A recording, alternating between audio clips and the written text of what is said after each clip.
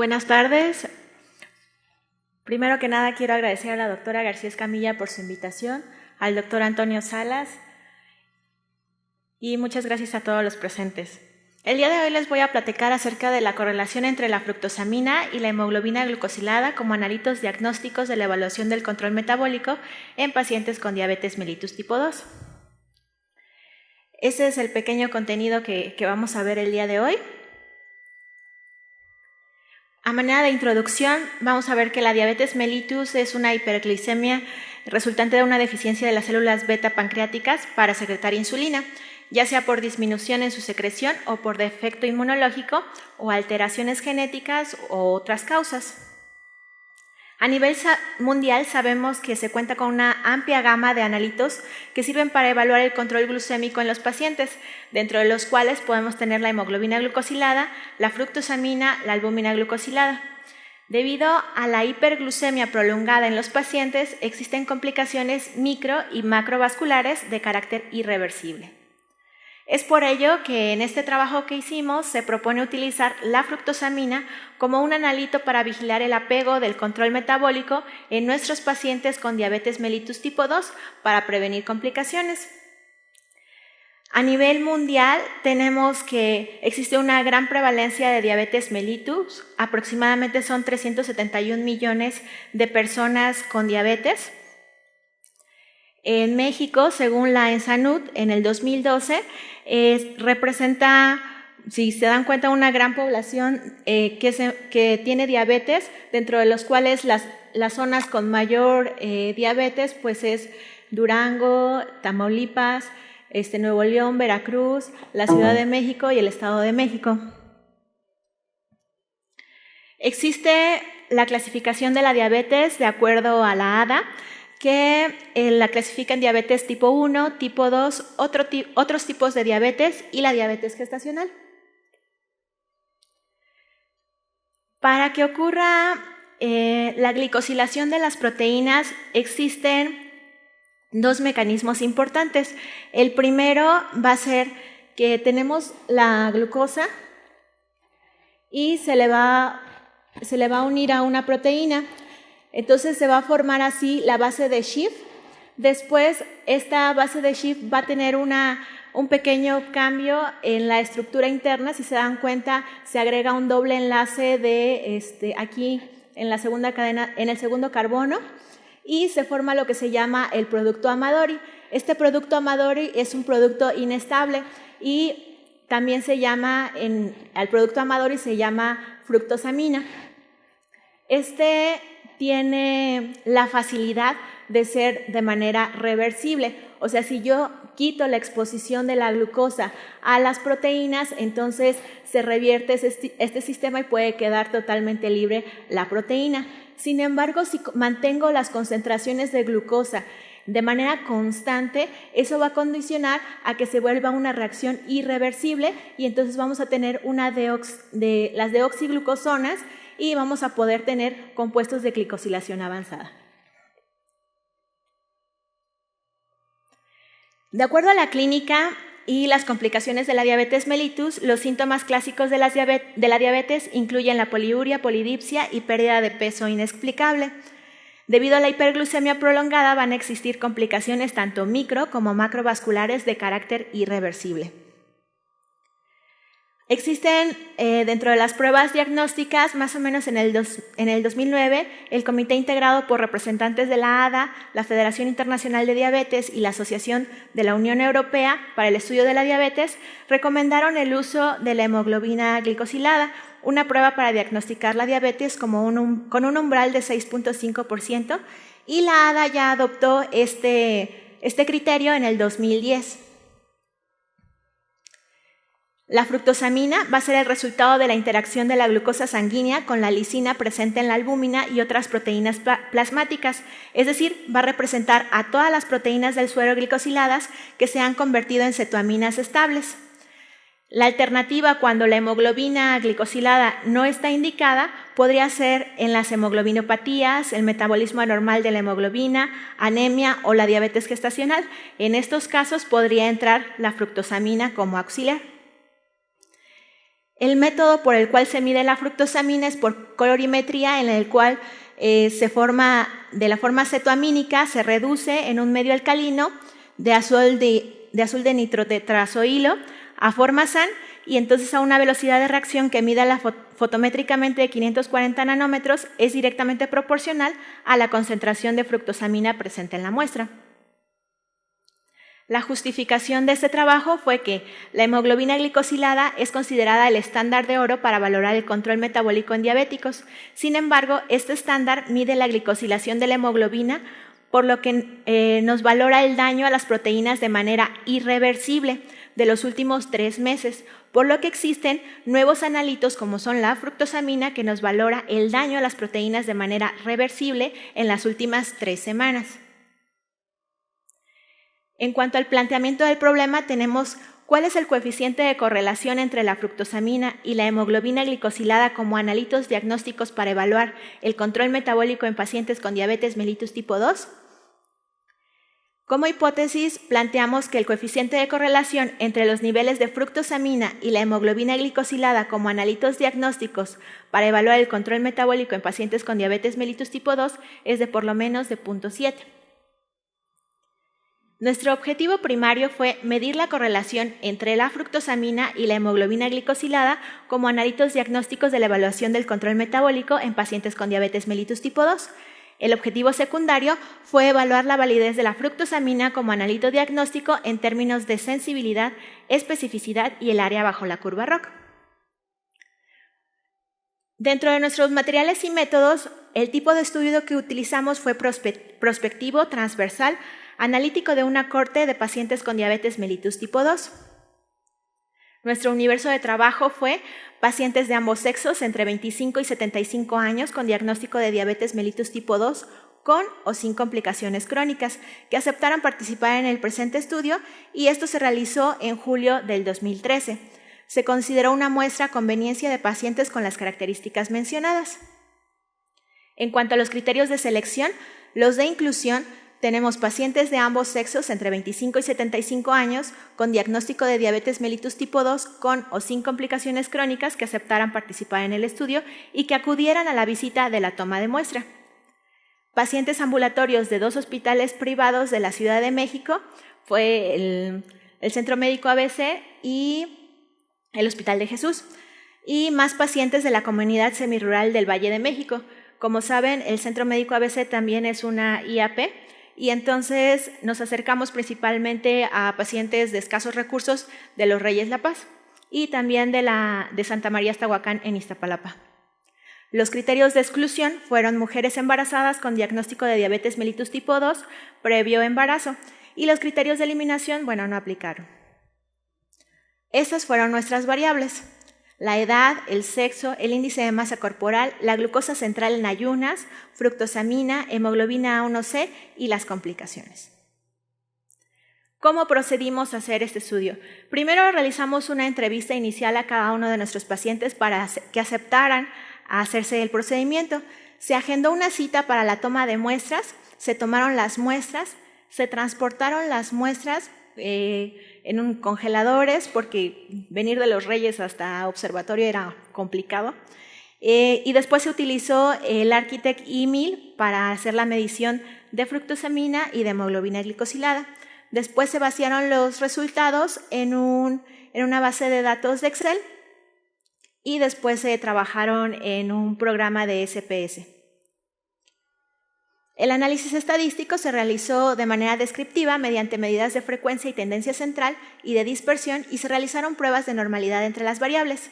Se sacó el coeficiente de correlación de Pearson entre los valores de hemoglobina glicosilada contra la fructosamina, y se calculó la sensibilidad y la especificidad del diagnóstico de diabetes con hemoglobina A1C contra la fructosamina, teniendo como estándar de oro para evaluar las complicaciones de diabetes a hemoglobina A1C. Se obtuvo la razón de verosimilitud positiva de fructosamina y hemoglobina glicosilada, y se realizaron gráficas de curvas de ROC. Se reportaron los intervalos de confianza al 95% con un valor de PA2 colas de menos de 0.05 y se consideró como significativo. Como resultado, tenemos que la gran mayoría obtuvimos 70 muestras, bueno, de 70 pacientes. La gran mayoría de ellos eran mujeres. El promedio de edad en el que oscilaban era de 54.1 años, el promedio de estatura 1.56, en cuanto al peso 72.6 y teniendo un índice de masa corporal de 29.9, con un promedio de glucosa de 176, una hemoglobina glicosilada de 8 aproximadamente y una fructosamina de 330.1.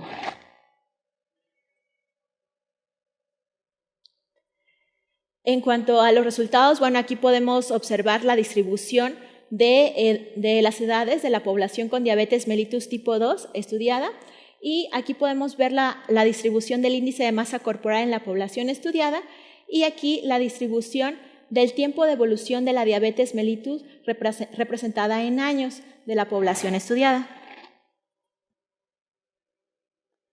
Dentro de las complicaciones que identificamos, encontramos que 51 pacientes no tenían complicaciones, esto representaba el 72.9%, y el 27.1% sí tenía complicaciones, de los cuales la frecuencia de complicaciones de diabetes mellitus 2 en la población, aquí se ve representada en la gráfica, los que sí tuvieron complicaciones y los que no tuvieron complicaciones. La distribución de los valores de hemoglobina glicosiladas en la población estudiada es aquí. Pudimos tener pacientes que tenían desde menos de 4 y teníamos pacientes que tuvieron hasta 12 de hemoglobina glicosilada.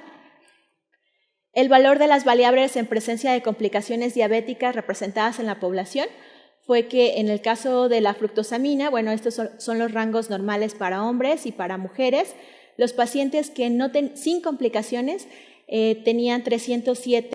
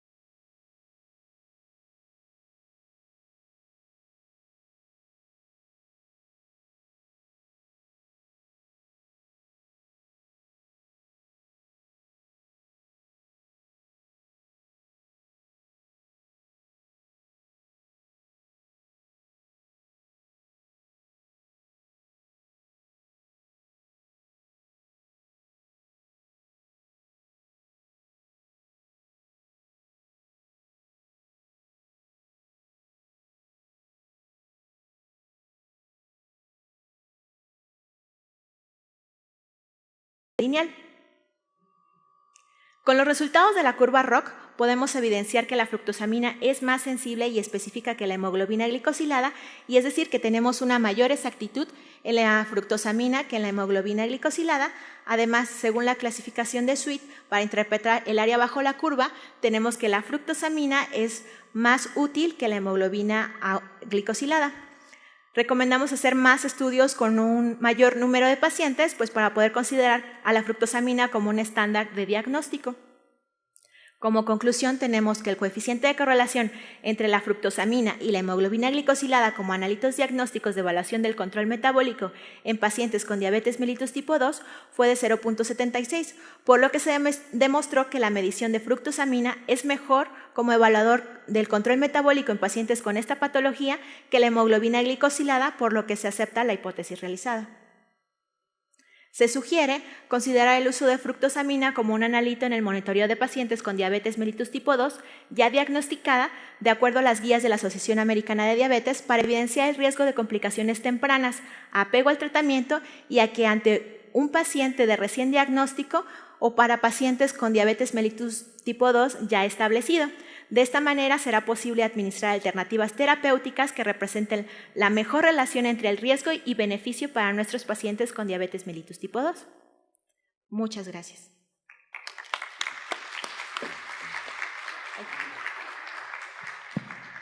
Muchas gracias, doctora. Tenemos tiempo solo para una pregunta. ¿Hay alguien que quiere preguntar o comentar algo? Okay. Tenemos una pregunta acá, doctor, ¿nos puede usted apoyar? Muchas gracias.